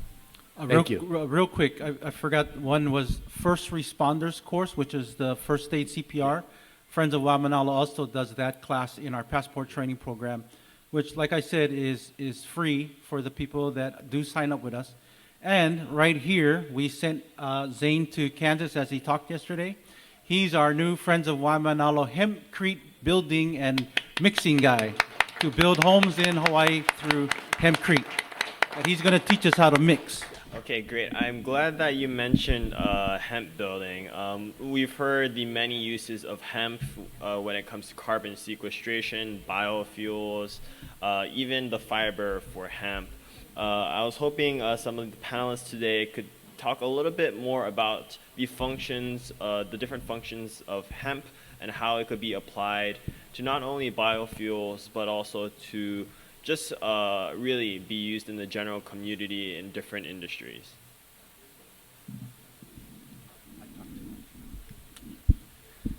All right, thank you. Okay, so the first, I guess in terms of the CCSU and how the hemp applies to it would be through the use of it in e-fuels, and that gives us a chance to kind of set up operating protocols that we can tweak to optimize for different end uses. A lot of the end uses of hemp depend on the operating procedure, how you go about growing the product, and there's a lot of work that still needs to be done in terms of setting up these operating procedures for those outcomes. So our initial kind of break into this, our splash into developing these operating systems is through the e-fuel, which allows us a little bit more flexibility in our use of in the end use of the hemp product.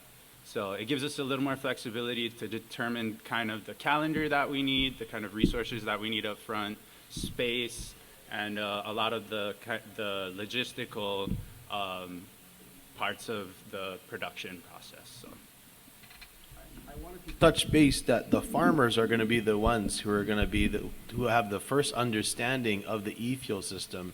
And we talk about the e-fuel system in such a light where it's this disruptive technology and it seems like it's very complex, but what's actually happening is the influence and the inspiration is actually coming from the farmer. And that's the level of shared learning that's really important, where we're being inclusive of each other. So what happens is we have a very diverse field of very talented people. We like to call it the Tiger Team. There's a lot of skill sets they can go and we wear a lot of different hats. And so I think that's just so important, where Zane tells you how important the e-fuel system is to them, because they get excited about it, because in their mind's eye, their work goes to fuel that energy and that learning. And it starts there. And so they're telling me, how soon can we get this going, Keone? So that they're inspiring us. We are being inspired by the farmers. And I think that's really important. And so for the question also, was the products that come out of it, although we hit on ethanol or the e-fueler, hempcrete, we're looking at hemp wood, hemp plastic, and one of the things that we do have on our capital expense list is a decorticator, a machine, and this one comes out of Canada, and what we want to do is feed the hemp into that machine that's not going to fuel, and that separates the hemp plant into its many different forms on a mass commercial scale. And then I already have farmers asking for the hemp fiber for their chicken coops because it's resistant to the lice and some critters and mold. And then we also got hemp plastics. We talked about, Tom had mentioned starch. There's companies making these hemp helmets, and China is making ballistic vests. So there's many different products, and it all comes down to the processing. How are you going to get that product processed? And we want to do it here, and not in a massive facility that Kapua was talking about, taking up a lot of land. That's why we're looking at the e-fueler. It's the size of a parking space.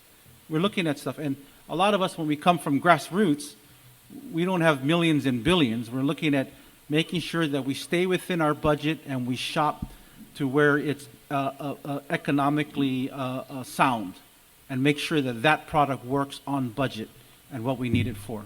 So there's a lot of products, and in the next few years, with the right investment from our partners, we're going to be able to have Hawaii start making these products out of hemp in the very near future. That will probably change not only Hawaii but the rest of the world, because we're really motivated over here.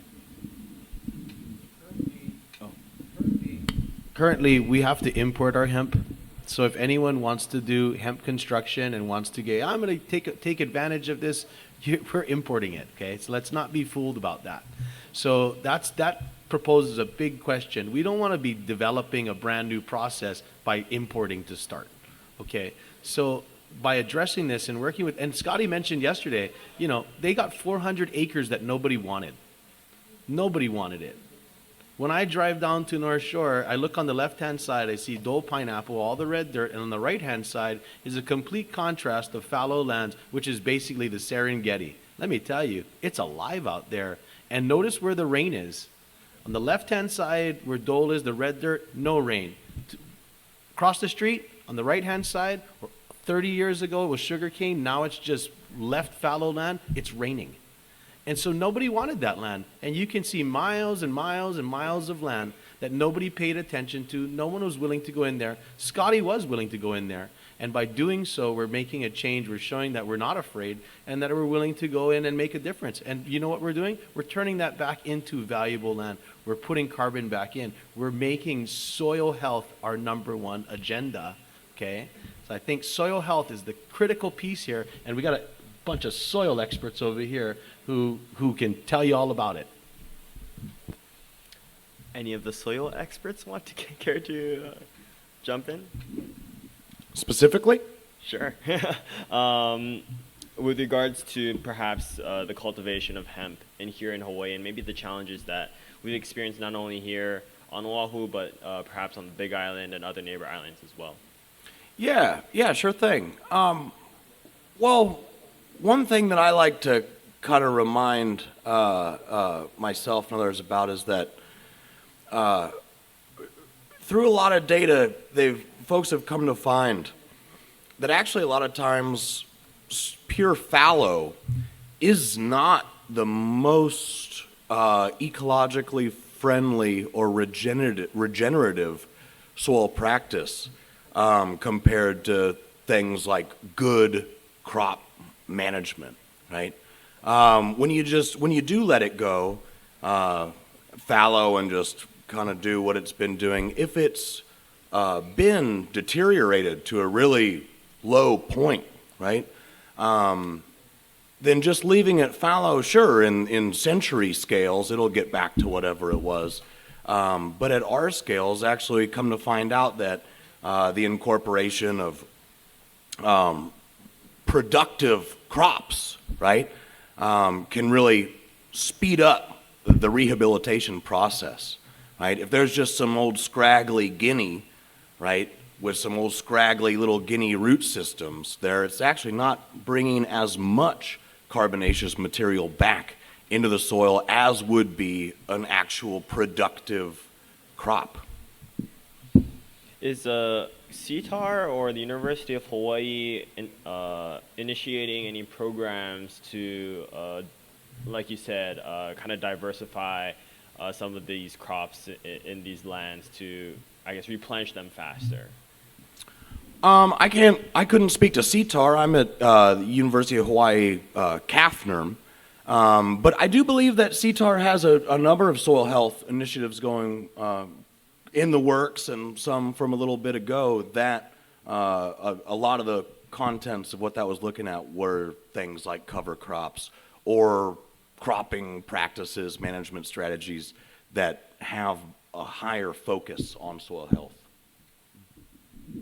I know because we were paying a lot of attention to Senate Bill 2865, we came across a lot of ag bills that came across, and a lot of bills came out this past session on soil initiatives, soil health, and lots of stuff to create the office or the agency or something. And what we were doing on the grassroots level, Friends of Waimanalo, Hawaii Ventures, and other partners, is we were showing up to soil meetings and forums and stuff, and meeting the CTAR guys that are out there, and we've talked to a number of them, to include the woman running the department. And so they actually have a piece of hemp wood that we gave them, and they're doing tests on it. They actually have hempcrete. We talk to the soil guys, and we meet them on the farm who are doing soil testing in other farms around us. And I even offered, because I heard that they may close down the CTAR station on the North Shore, that I'll build them a little place to help do testing on our farm, to work with us. So yeah, we are engaged with CTAR, but most of the time with us guys, especially like somebody like Keone, who's like a little kid on a farm, he gets so excited about soil and regenerative stuff and worms in there. I have a video of it. It's awesome. But we're just doing it ourselves too, and we're inviting the other professionals to come out and play with us. In the presentations yesterday, I think there were some brief moments where they touched on container farming or vertical farming, urban farming. This was something that's gotten a lot of traction, I think, all over the world, and in Hawaii too, given our land scarcity. Some people have argued that rather than use existing land for, I guess, more traditional forms of farming, we should just centralize this farming in a more urban area. This user is wondering, why isn't that the center of focus for Hawaii agriculture? Isn't this a more efficient usage of the limited land that we have? Yeah, in the audience today, I think some of you met him last night, John Braley. He's with New Island Farms. John, yep. And John, you can go to that mic over there. You can say a few words, but let me just lead you into it. So John Braley is the person that we partnered with Hawaii Ventures for modular container farms, which is portable and mobile, vertical farms, cubic farms, and the whole science about it and stuff. And he's like our resident expert. And that's something that Hawaii Ventures, although we have traditional farmers growing in the field, we know that the future is going to be these container farms. And he had even mentioned that we can put it on our farm in our warehouse area. I can put it next to Department of Education's planned kitchen and have people there growing directly for one of the biggest food contracts in the state, healthy organic foods. Or we can put it by the docks, and boom, it goes straight on the ship. Or you put these container farms on the ship.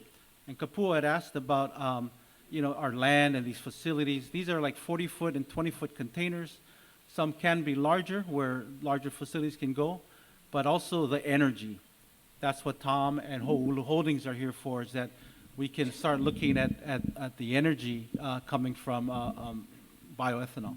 But yeah, John, you have something to say about the vertical farming? Yes. Yeah, my name is Jonathan Braley with New Island Farm Solutions. Like Scotty was saying, we believe that this is the future, or a big piece of the future for sustainable local, agriculture. We don't believe that it should replace traditional farming, but that it should supplement and complement, good use of the land, sustainable, farming practices. But these are incredibly versatile systems. So we focus on them being modular and mobile. So they provide a lot of value to farmers that can't set up permanent structures. This provides an excellent resource for them to not only grow crops in a controlled environment, but also to process those crops in some of our other equipment packages. And that's a very versatile, very resource efficient solution for local farming. So we can put these in urban cities. We can put these on large acreages like out in Whitmore, and they're meant to not only complement existing agriculture, but also to significantly replace imported foods that come through our shipping channels. So the goal with these is they can produce our smart ag commodities. So they're not only utilizing carbon to increase the yields of the plants that we're able to grow in these controlled environments. They're also able to sequester the carbon and then also reduce other resources that are utilized to bring our food in, such as reducing shipping from the mainland and water utilization, energy reductions. So it's just a very efficient way of doing it, a very versatile way of doing it, and we can bring up our local communities through this, a local workforce where we do want this to be a big piece of local agriculture here. And so we're kind of the technology partner, if you will, where we can help plug and play technologies into this larger system that is working synergistically with all the different partners involved to really achieve some needle-moving results as far as producing local food, producing local energy, and just making the state more sustainable. Yep, thank you very much. If you guys have other questions, I'll certainly be around today. Thank you, Nick. I understand that we had one question from the audience. I know you were raising your hand earlier. Did you want to speak now?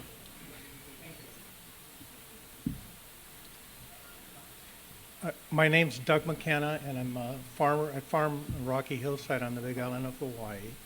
And actually, my comment, it's more of a comment rather than a question, and it relates to the previous individuals that were up there, and more specifically perhaps for Tom. And it ties in with Vietnam, and it ties in with Dr. Nin's vision of establishing more of a relationship between Hawaii and Vietnam. And that is, Vietnam is the #2 coffee producing country in the world, second to Brazil. And in the coffee process, they harvest the coffee, whether it be Robusta or Arabica coffees, and the coffee then is pulped, where the skin is removed from the seed, and the seed essentially is the coffee bean. And the pulp is waste, and the pulp is extremely high in sugar content. And you have just a phenomenal amount of coffee waste coming from the pulping process. So to the point of opportunities for e-fuels, Vietnam could be a significant opportunity in terms of being able to take this waste product, turn it into energy, ethanol, and eventually biochar as well. So, you know, I guess it could further establish the relationship between Hawaii and Vietnam. That's my only question, or my only comment that I wanted to make. Thank you. Thank you, Doug. Were there any other questions or comments from the audience? Oh, go ahead, please. Aloha, my name is Christine Kuat. I'm the office manager for Senator Laura Ocasio, but when I'm not doing that job, I'm the executive director of Recycle Hawaii, and we have one of our board members here, Alexia. And wow, this forum is turning out to be something really incredible for me. Yesterday, I kind of really didn't get it. I was like, pull my nose, I was texting him. But today, I totally get it. There's like all of these people, really brilliant minds coming together. There's all these different things that have been kind of percolating in the background for a really long time. I mean, you want to talk about hemp, talk to Roger Christie. Everything that you're saying today about hemp and what it can do, this guy Roger Christie has been saying for like 40 years, okay? So with that said, I feel obligated to interject into this forum and this conversation about plastic pollution, because I feel like there's some like really cutting edge thinking about a lot of things, but I think we need to really bring that in. I don't know how many people are aware, but we have plastic microfiber particles in our bodies. They're now being found in amniotic fluid. Babies are being born pre-polluted. This is a new term because there's microplastic particles. So when we talk about the future of agriculture and container gardening, sorry to say, that is so plastic intensive, it's scary. And so I think the hemp plastic people need to like really pick up their game because I'm part of an international group that's looking to ban PVC, and we're looking at that to happen within the next 5 years. PVC is also known as poison plastic. It's horrible in terms of what it does to the environment, but also in terms of when it's manufactured. So when we think about people, we have to go all the way back, like who are the people that live next to the plants where the plastic is made in places that they call Cancer Alley? Because these people, if they're lucky, their kids get asthma. If they're not, their kids get cancer. We have to take our thinking that far back into the economy. And so let's start talking about that too. And I think if we can talk about that, it's going to elevate this conversation to the point where these are going to be true solutions, and we won't have to be, you know, arguing with each other or trying to tear each other down, because the level of thinking has so much integrity that it's going to work. Thanks. Thank you. I just want to follow up on that with the panel, actually. How, I guess, competitive is hemp plastic? And if it isn't, you know, compared to, I guess, more traditional plastics, and if not, you know, how quickly would it be feasible and economical to get it that competitive? I'm going to take a quick stab at that. And then I also want to let John Braley, I think, wants to be able to come back and have a follow-up to that, because I feel that, yes, you need to be able to address what she just mentioned, and we want to allow that to happen. In regards to the hemp plastics, I got to be honest that we're not starting there. We're starting at the very basics. We're starting with the processes that Zane showed you. He brought it to the table: the bedding, the lining, the fiber, using it to make hempcrete building supplies, because we need to learn. We need to get familiar with this. As we start to get down, the next step would possibly be textiles, maybe doing hemp rope, things that I mean, they've been using hemp for thousands of years, and we just want to go, I think, start there and relearn those old practices. I think with time and shared learning and partnerships like with Vietnam and Korea, we can quickly move into these things around hemp plastic. But it's going to require that level of commitments that we made today. And I think that that's where we're going to really see the influence, where we start to rapidly get to those places, is by these partnerships to get into the hemp plastics and start addressing that. But at the very local grassroots level, we're basically starting with everything that Zane put on the table for you. You can touch and feel, experience what he brought to the table. And that's, I think, why you gave such an excellent presentation, Zane. I hope that brings some clarity to where we are in some of the hemp products, Representative Sayama. Yeah, and before John goes, I think Tom had the answer, was go to the biggest plastic manufacturers and tell them that there's another way to do it. And what I tell Keone and the rest of our group, as we sit there and we talk about all these ideas, I says, with the right funding, I can do all things, because basically for all this stuff to happen, it takes money. And people had invited us to go to China to see the textiles because they've been using hemp for a long time.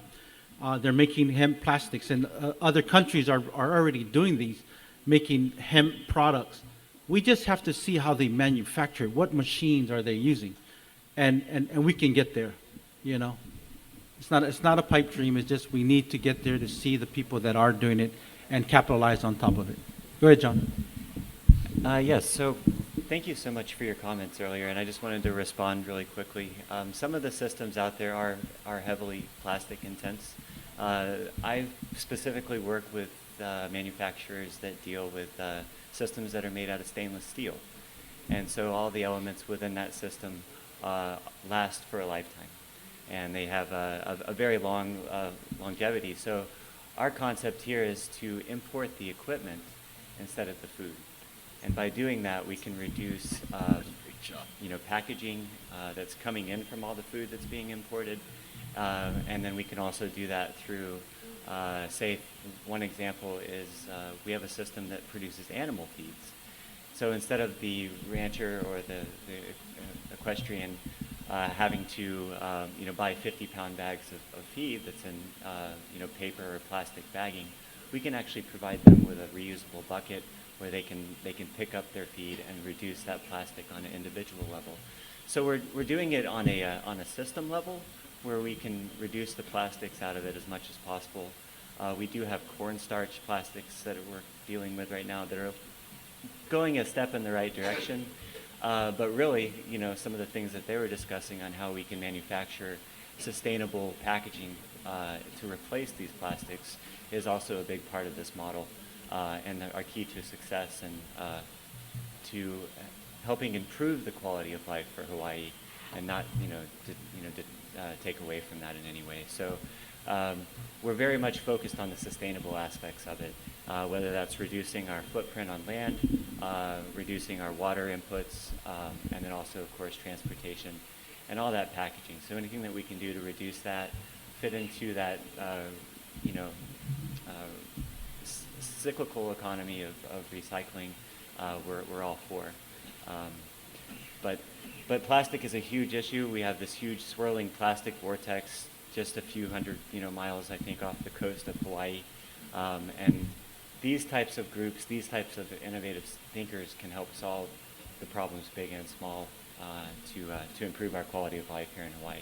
I hope that answers the question. I just wanted to clarify that we're not all plastics. We're about the long-term sustainability of things. Thank you, John. Thank you for letting me say that. I just want to say one short thing. Thank you so much. See, the answers are in this room. But Henry Ford was the first person to do hemp plastic. He actually made a hemp plastic car. So it was already happening. Got it. I think we have time for one more. Yes. Thank you. My name is Ken Farm. I just had a question. Actually, I have two questions. So the first question is, I know you guys are looking at things more on a smaller scale, but for things like wood press board that could be used for instead of regular wood that we'd have to import, what kind of a footprint would we need, or do we use existing industrial areas for a scale that's going to be needed regards to the amount of homes that need to be created, either multi-tier or single family or whatnot? And then the other question is, when we talk about workforce too, one of the things that I'm noticing on the challenge part is you have individuals who are within a middle ground. And what I mean by that is that they're too young to retire, but usually they're too old in respect to people want to hire them. So how does that kind of fit when it comes to the training that you're talking about? I'm going to answer that question first. So these container farms, I know I showed you some pictures. There's videos online, hydro greens, cubic farm. It's 40-foot containers that you open the door and you can sit your chair right there, press an iPad, and the vegetables come to you from way back 40 feet deep. And you can just harvest and put it on these carts and you haul it to the packing, somebody hauls it. But it's a sit-down job that somebody can do that doesn't need to walk around and climb ladders and all that stuff. They made it easy. I think they made it for me, you know. And it's in an AC room, and you can have 7 of these 40-foot containers powered by the e-fuelers, and people that aren't as agile, who may have retired from farming and bending over in the hot field, can now work and do this. So that's some of the types of jobs. My camera guy, you see, he has a walker. He talked to me last night. How can I come onto the farm? His cousin and them are rock builders. They got mini excavators and bobcats. He can obviously climb into a bobcat and help me go cut grass and move earth. There's things like that these people can still do, and we're finding it because I'm the guy that always finds the easiest way to do stuff, you know. And then for the wood press, so the current wood that we get, the samples that are coming in, come from Kentucky Hardwoods, Hempwoods out of Kentucky. Their facility is probably about maybe the same size as the area that we're in the ADC up at Whitmore. And they're producing wood out of there. And we want to emulate the same way because we've already talked to Hardware Hawaii. We've talked to, Hardware Hawaii is one of our sponsors too. But if we make wood here, we want to make sure that these guys are ready to buy it. And we explained it to them. We already talked to Matson because one of the guys who's our friend, we told him if we stop shipping stuff in, we want to work with you, Matson, and not get mad at us because maybe you don't have enough shipping. But we're telling you our plans, including Hawaiian Electric. We're talking about creating electric. We don't want to be, you know, at odds with Hawaiian Electric. Let's work together. So like my thing was a buy-in co-op of creating electricity for Hawaiian Electric in the future where us farmers are supplying the biofuel, you know, the biomass to create this ethanol that we're selling to, you know, Hawaiian Electric. Something like that could happen with all these minds in this room to where it's a buy-in from all the communities on every island to help feed, you know, Hawaiian Electric with maybe some new generators or something. So hopefully that answers your question. Do you have something to say about the wood? Well, I wanted to touch base on that because Janice Cole touched upon what your question was about being in the middle between your proteges, and I'm going to call them mentors, okay? We all need mentors and we all need proteges. It's a two-way, it's like salt and pepper. You need them. But Janice touched upon that, and it was a presentation she did on its adult learning. I think that was the key component. And I want to be inclusive of saying adult learning because we have these incredible international partners who take advantage of that and who utilize that shared learning, adult learning, as a part of the mentor protege. So that was briefly talked about in what they were, I think, the discussions yesterday and the panel this morning was touching upon what you were doing, and they're already demonstrating that capacity and that we can start learning immediately from the adult learning programs that are already taking place with our partners in Vietnam and South Korea. Okay, that is it for the third and final panel. Thank you all so much. Please give a round to the panelists. And that actually concludes the program for today. And I won't be joining some of you tomorrow on your tour to some of the farms. So I just would like to make some closing remarks. I want to thank those who organized this event. You guys know who you are. Really, this was a group effort. And I also like to thank the House and Senate staff for actually hosting us, providing the equipment and all the things necessary to make this thing go smoothly. And finally, I'd like to thank Council Member Say, who has continued to support this forum and this industry in Hawaii and around the world. It is thanks to his commitment and his relationships and friendships with us that we are able to make this possible. And I hope to continue this conference for the years to come. Thank you all so much for today. Mahalo.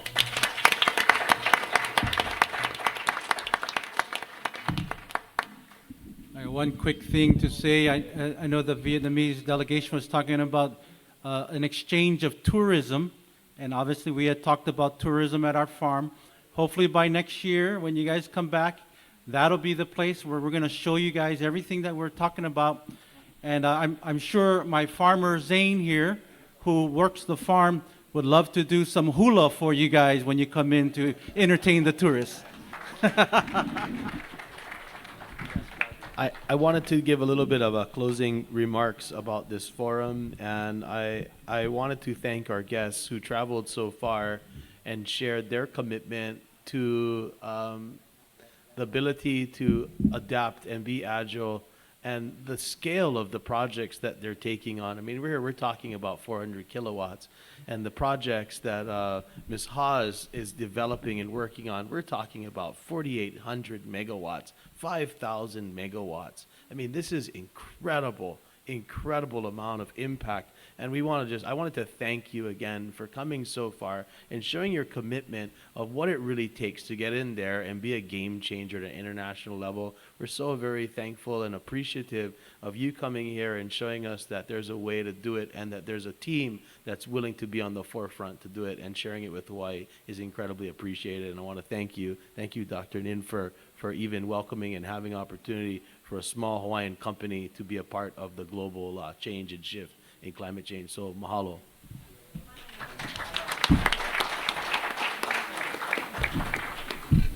So I hope that in future we have a charter flight from Vietnam to Hawaii, and also we get back the Hawaii tourists to Vietnam directly. Yeah. So I think the charter flight we try, to organize so the charter flight from Vietnam here, and also back. And then when we have a charter flight in the wood, so we can open the regular flight. Right. That's wonderful. Yeah, maybe council members say, I don't know how we do sister city stuff, but hey, let's try that right there. Sister city, yeah.